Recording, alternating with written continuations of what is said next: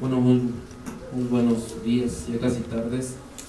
Primero, antes que nada, agradecerle a la Universidad Autónoma de la Ciudad de México, a su rector aquí presente y obviamente a los compañeros del Comité de Sobrevivientes por esta oportunidad de poder compartir con ustedes algunas de las ideas y sobre todo de lo que viene haciendo, lo que venimos viendo en el Estado de México. Tendría que empezar diciéndoles que el sentido de la ley Erubiel, primero y antes que nada, hubo una discusión entre la gente de las comunidades en términos de si seguía sosteniéndose este mote de ley Atenco, porque decían los compañeros que, concretamente, los compañeros de Atenco decían: nosotros no somos responsables de esta aberración, no podemos cargar con la responsabilidad de que se le dé el nombre de nosotros, y la gente va a pensar que nosotros somos los que estamos impulsando la ley Atenco. Entonces tal vez alguno de los presentes se haya percatado que los pueblos del Estado de México rebautizaron la ley como ley Erubiel, en el sentido de regresar la responsabilidad a quien está haciendo este tipo de iniciativas. Una vez aclarado esto, tendríamos que decir que efectivamente la ley Erubiel es un mecanismo de control de población inconstitucional, pero quisiéramos resaltar el tema del origen. Es decir, en el Estado de México hay toda una política de despojo de tierra, territorio y bienes naturales, específicamente mucho más agresivo contra los bosques y el agua. Pero como en San Salvador Atenco y los pueblos circunvecinos, el Estado no ha logrado imponer los megaproyectos, y eso tiene al menos 10 años que lo están intentando, 15, el caso de Atenco, por ejemplo. Y luego entonces, en San Francisco Xochicuautla, llevan muchos años tratando de imponer una autopista de cuota que comunique la zona residencial de Naucalpan con el Aeropuerto Internacional de Toluca. Pero resulta que se les ocurrió atravesar las tierras, los territorios sagrados otomís. Y llevan muchos años intentando imponer esa autopista y categóricamente se tiene que decir no han podido. En Coyotepec y Tecámac, municipios ubicados al norte del Estado de México, tienen la mala fortuna de estar vecinos de las llamadas ciudades bicentenario, que no son otra cosa que el gran proyecto del grupo en el poder en el Estado de México, concretamente del grupo Tlacomulco, para presentarlo como su joya en términos de su proyecto de desarrollo de país.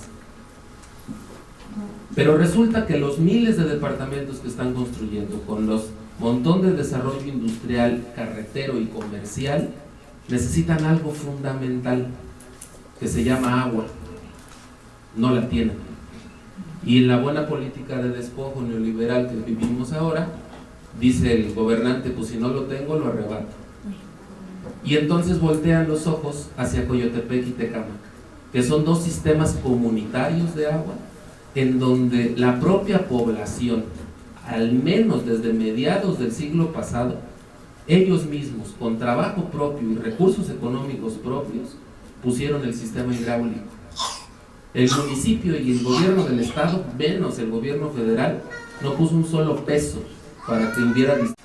Solo por mencionar estos pueblos que les acabo de decir, me faltaría uno: San Francisco Magú, ubicado en el municipio de Nicolás Romero, pueblo indígena otomí también, el cual defiende su bosque llamado Ocote y las Carretas, y tiene proyectado, autorizado, un desarrollo inmobiliario en honor a la ironía llamado Bosques del Paraíso, 10,000 departamentos, los cuales al menos traerían una población de 30,000 personas. La comunidad de San Francisco Magú apenas alcanza los 10,000 habitantes. Es decir, todo este ejercicio, aún donde mantiene sus tradiciones, usos y costumbres, evidentemente estaría rebasado por una cantidad superior de personas ajenas a la comunidad. Y ustedes dirán, ¿qué de malo tiene que lleguen personas a vivir a un bosque? El tema es que San Francisco Magú, aunque ustedes no nos lo crean, es un pueblo que dice que desde el siglo XVII obtuvieron un decreto virreinal, el cual los exenta de por vida de pagar todo impuesto a las autoridades. Y entonces, en vez de pagar impuestos, los compañeros y compañeras de San Francisco Magú aportan el peso, que son 50 pesitos si eres campesino, 100 pesos si eres obrero y 150 pesos si eres comerciante. Pero no los aportan al ayuntamiento, los aportan a la comunidad, organizada a través de una asamblea general, quien elige a una delegación. Ellos son las autoridades tradicionales y con ese dinero pavimentan todo lo que tiene que ver con la vida comunitaria, para no describirlo. Pues entonces, evidentemente el temor de los compañeros y compañeras de San Francisco Magú es que toda esta cantidad de personas no se adecúe a los usos y costumbres de la comunidad y llegue y retribuya al municipio y no al pueblo el ejercicio de la ciudadanía de vivir en San Francisco Magú.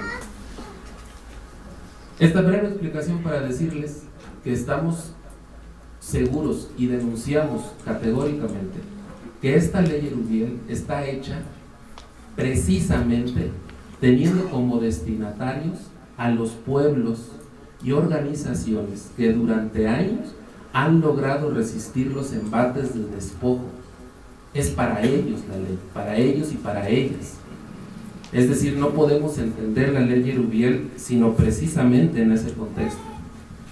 Luego tendríamos que comentarles que tenemos una...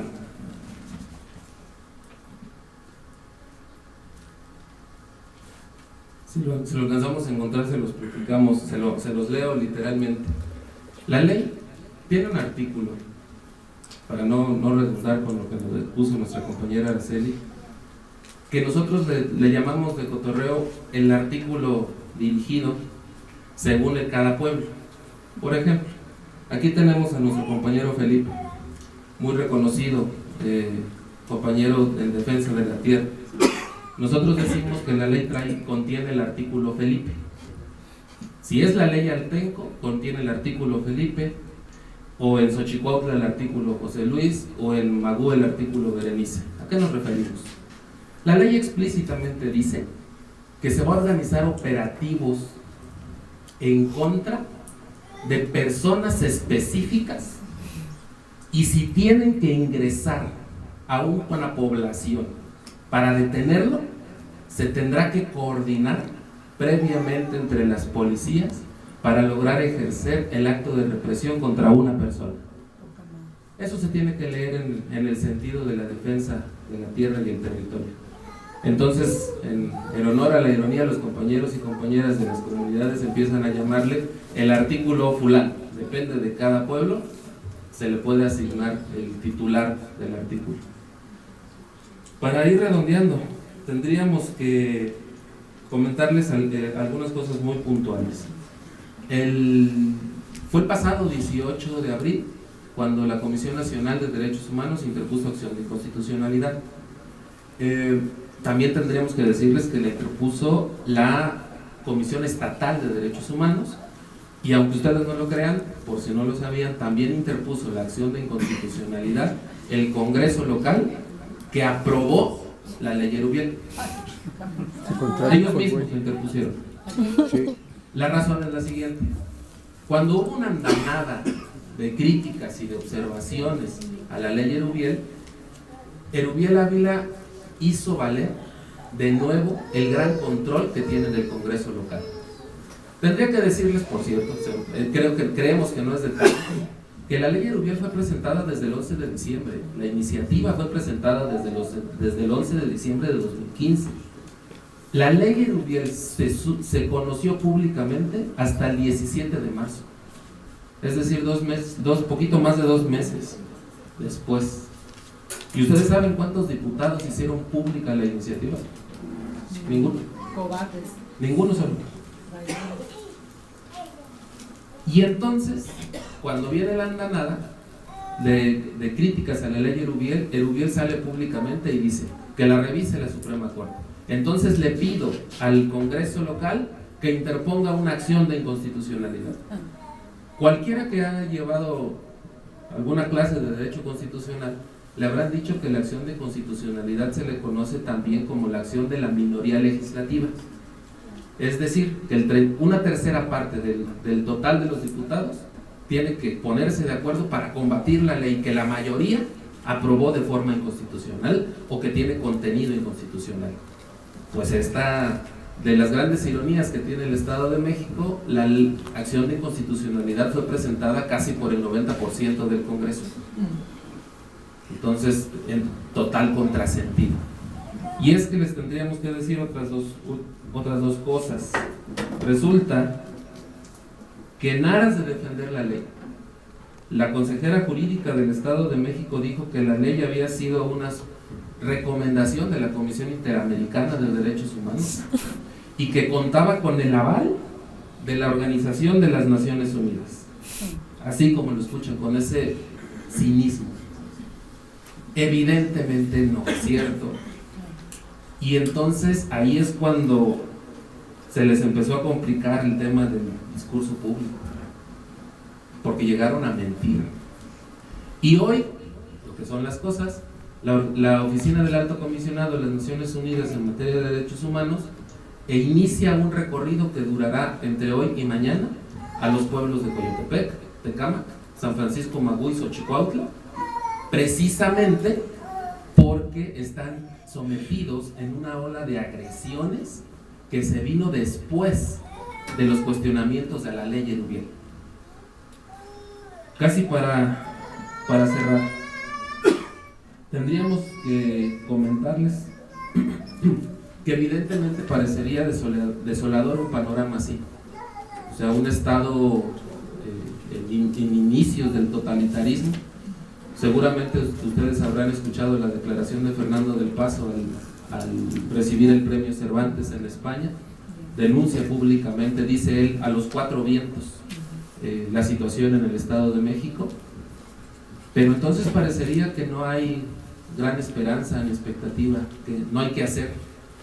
Yo quisiera comentarles que justamente los pueblos y organizaciones del Estado de México han entrado en una etapa de organización y de resistencia. Entre otros y otras han articulado algo que se llama el fuego de la digna resistencia, y es esta articulación de pueblos y organizaciones la que se ha planteado, entre otras cosas, la ley tiene que ser abrogada categóricamente. Sí es cierto que se tiene que regular el uso de la fuerza pública, pero es para amarrarle las manitas a la fuerza pública, no contra los manifestantes. Están haciendo un enfoque totalmente inverso. Además de eso, una vez que entre en vigor la ley, si es que se decidieran a mantener esa imposición, que sería más o menos como el 22 de julio, se estarían preparando juicios de amparo contra la ley de forma masiva, amparos colectivos e individuales, obviamente de todos y todas las integrantes de estas poblaciones que les menciono y de muchas más. Pero además de eso, quisiéramos comentar que afortunadamente en términos comunicativos, creemos que el debate público, el gobierno del Estado lo ha perdido. No hay quien los defienda, no hay quien tenga argumentos para defender una barrabasada así. Sin embargo, los compañeros y compañeras de los pueblos son conscientes y han declarado: la ley Erubiel no la vamos a tirar solo a comunicados de prensa. Tenemos que salir a las calles, tenemos que movilizarnos. Así es. Entonces, vienen dos importantes fechas a las que no desaprovecho para invitarles. Ojalá pudiéramos estar en la posibilidad de participar. Primero, evidentemente en el marco del 10º aniversario de la represión que se está aquí rememorando, se realizará el 3 de mayo actividades todo el día en el pueblo de San Salvador Atenco, político-culturales, y el 4 de mayo saldrá una caravana por la mañana desde Atenco, pasará por distintos pueblos camino al Ángel de la Independencia. En el Ángel de la Independencia se espera más o menos el arribo entre 4 o 5 de la tarde, para que de ahí, obviamente con la exigencia de justicia y castigo a los responsables de la represión del 3 y 4 de mayo de 2006, ahora se agrega el rechazo categórico a la ley Erubiel. Es el 4 de mayo. Y luego, el 29 de mayo, es domingo, la idea, compañeros y compañeras, es tomar la plaza pública más importante del Estado de México, la conocida como Plaza de los Mártires, o también ubicada como el Zócalo de Toluca. Enfrente del Palacio de Gobierno del Estado de México, lo que se plantea es que la ciencia, el arte, la cultura luchen contra la imposición y contra la tiranía. ¿A qué nos referimos? Va a haber actividades culturales, artísticas, científicas, todo el domingo frente a la plaza. La idea es tomar toda la plaza y pernoctar ahí. Qué bueno. Para que al día siguiente se monte toda una mesa para esperar ahí un diálogo público nacional con el gobernador, si se atreve a salir. Sin embargo, estamos conscientes de algo. En el encuentro se definirán las siguientes líneas de acción de resistencia civil y pacífica para tirar la ley Erubiel. Ahora sí cierro de la siguiente forma. Desde el Estado de México y quienes allá tenemos nuestra labor, estamos conscientes de que la ley Erubiel tiene que caer, porque con ello, que ella caiga implica al menos dar un golpe fuerte, por ejemplo, a la ley que regula el artículo 29 constitucional, que en el ámbito federal están tratando de pasar para que el estado de excepción sea una generalidad y no naturalizado en todo el país. En otras palabras, la ley Erubiel la quieren exportar, la quieren en todos los estados y en todo el país. Es decir, están tratando que la protesta pública, aniquilarla. Y también se acaba de probar algo totalmente terrible. Los militares pueden hacer cateos en domicilios particulares. Parece, eso lo dejamos un poco al tiempo, que el Estado mexicano y los intereses a los que responde se están preparando para profundizar las políticas de agresión y de despojo contra los pueblos. Queda en las manos de los pueblos y organizaciones y la gente honesta y digna de este país echarlos para atrás. El planteamiento es el futuro o el panorama puede ser bastante adverso, pero estamos convencidos que como los compañeros del Frente de Pueblos en Defensa de la Tierra y de San Salvador Atenco, de Mezquipaya, de Acoexcomac y de todos los pueblos que entraron en la lucha, ellos pudieron y demostraron que el pueblo organizado sí logra victorias. Volvamos a demostrar que podemos tener victorias y ahora echemos atrás la ley Erubiel y todo con lo que ella conlleva. Muchas gracias. Bravo.